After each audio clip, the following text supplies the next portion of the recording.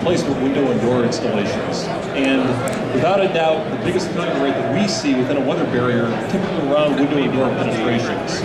So, in the past, we were taught to come up to a house wrapped opening and do what?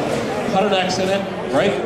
Fold the material on the inside, caulk the flanges of the window maybe, stick the window in, and that was the proper installation. That is no longer the case. There's not any manufacturer that I'm aware of that recommends that. Instead, the consensus is that you need to detail your openings as such.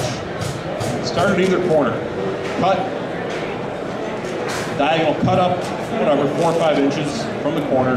Come across the bottom and the top. Connect those slashes, and then come down the center. So it's essentially an I cut as opposed to an X cut. Now, we want to do what with this? We want to wrap it around, fold it to the inside, and staple it to the inside, right? Wrong. No. No more. Don't ever do this. No more. When you do this, you're providing a path for air to travel. Excuse me, moisture to travel and air. On the surface, you can conceivably have moisture traveling around there through what we call capillary action. Surface tension. Moisture grabs onto the surface, it gets driven around the side. You've given it a road, a highway to the inside of your house. Air, on the other hand, can get back of the raft, blow around the backside, and again get into your house. So here's how we handle that. Cut the raft off at about, whatever, an inch, inch and a half inside the opening, and tape the raft to the opening. I'm not going to do that right now because you're going to be pressed for time. But tape this flange to your opening. That will stop air and water from traveling in there. That's on the sides. The bottom, do not wrap into the opening. Cut it off flush with the rough opening and get rid of it. The top, take your diagonal cuts and extend them up.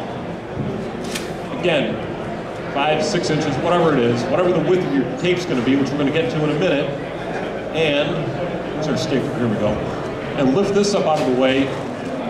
Get it out of your way for now. We're not going to deal with it right now. The next step is this. You guys are all doing this, right? You take a piece of beveled siding, or you take a piece of 2x and rip it, you're nodding your head. Of course you do it. You're one of the smart ones. No, he's just informed. Nobody's smarter than anybody else here. It's just information that we're after. There's no dummies. It's nonsense.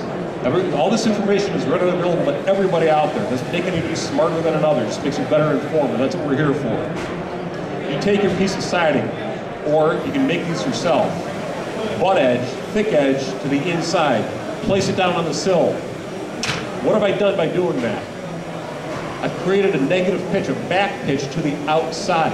This is going to be pitched to the outside, and it's going to prepare me for this. Thank you. Can you start that? Can you start the paper? Okay, thank you. It's going to prepare me for this. I'm going to make a sill pan. How many of you guys use sill pans under the windows and doors?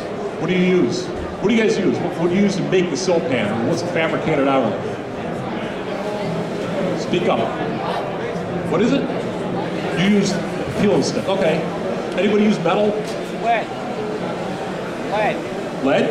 Oh, you are in New England, yeah. You're like the only place in the country that I'm aware of that uses lead anymore. The EPA frowns on that, but lead's a great material because you can mold it really easily, right? So you don't need any special tools. That's a great point. There was a guy here yesterday who said he used copper. Man, copper's beautiful stuff. I love working with copper. It's expensive, but it's bulletproof. But you also need some special tools to work it. You need a good heavy-duty brake to form it, or you need somebody to be able to fabricate it for you, and you still need to know how to solder it, right? So this is what I use. I can make a sill pan with this. Like, as I keep saying, we do a lot of window and door installations, and a lot of our projects are on the 3rd, 4th, 5th floor of condo buildings. I can't carry a brake up to those floors, and I don't have any place to set them up downstairs. I don't want to have lead times attached to the materials I use for my sill pans. This is what I use. Utility knife, a couple of preformed corners, some peel and stick. Couldn't be simpler. This is going to save your butt. This is going to cost less than $5, I believe. I calculated it the other day to fabricate the sill pan for this particular window. You start by, make sure this is tight. Bring this down a bit. It's a little tight there. Okay. You start by attaching the corners. I'll try and get out of the way so everybody can see it. To the sides. And the beauty of these corners is they're one piece. There's nowhere for water to get into any joint. They can't leak. Then I'll do the other side. And I'm going to kind of breeze through this because I'm pressed for time. So in reality, we'll use roofing nails or something to fasten those, and we'll try to attach them so they're nice and clean and firmly positioned. And then we'll take a piece of peel and stick that's about the width of the length of the opening, and we try to use a peel and stick that's about twice the width of our wall assembly. So if we've got a 2x4 wall, we try to use like 8 or 10-inch peel and stick. The idea is that we want to cover the sill assembly, but we also want to provide a lap onto the weather barrier on the outside. Now when you're doing this, I've said it before, I'm going to say it again, think like a raindrop.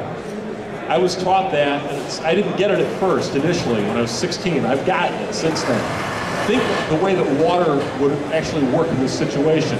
Remember your laps, shingle style, shingle style, shingle style. Everything that runs up this portion of the building should have pieces that lap on top of it. You don't ever want to create that reverse lap that you saw in that first photo earlier on. This is how you do this. Put it on top of your weather barrier and you're golden. I know guys that bring this out on top of their first layer of siding.